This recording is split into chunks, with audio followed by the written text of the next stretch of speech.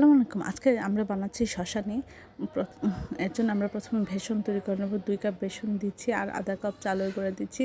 এর মধ্যে আধা চামচ আদা বাটা, আধা চামচ রসুন বাটা, আধা চামচ হলুদ গুঁড়া, আধা চামচ ধনিয়া গুঁড়া, আধা চামচ জিরা গুঁড়া, আধা চামচ মরিচের গুঁড়া, আধা চামচ লবণ স্বাদ। আমরা এটা আর 1 চিমটি বেকিং সোডা দিয়ে আমরা পানিতে এটা আস্তে আস্তে মাখিয়ে একটু ঘন একটা ব্যাটার তৈরি করে নিয়ে আমরা রেখে দিচ্ছি। তারপর আমরা শসার বিচিটা ফেলে আমরা পাতলা পাতলা করে শসা ধুয়ে কেটে নিচ্ছি। তারপর আমরা এটা ব্যাটারে চুবিয়ে আমরা এটা শসা নিয়ে তৈরি করে নিচ্ছি। একটা একটা করে আমরা সুন্দর করে ভেজে নেব, ফুলে ওঠে এবং খেতে অসাধারণ লাগে। আশা করি আপনার বাসায় এভাবে ট্রাই করবেন। শুধু বেগুন দিয়ে বেগুনি তৈরি করার জন্য সব কিছু শসা দিয়েও শসা নিয়ে তৈরি করা যায়। আশা করি এই রেসিপিটা আপনারা বাসায় একবার হলে ট্রাই করবেন।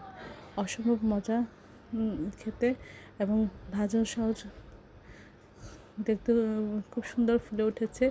সবাই আমার চ্যানেলটি লাইক কমেন্ট শেয়ার দেবেন, সাবস্ক্রাইব করবেন এবং এই ধরনের ভিডিওগুলো পাওয়ার জন্য বেশি বেশি করে শেয়ার দেবেন। চ্যানেলটি ফলো দিয়ে রাখবেন, তাহলে নোটিফিকেশন দ্রুত পেয়ে যাবেন।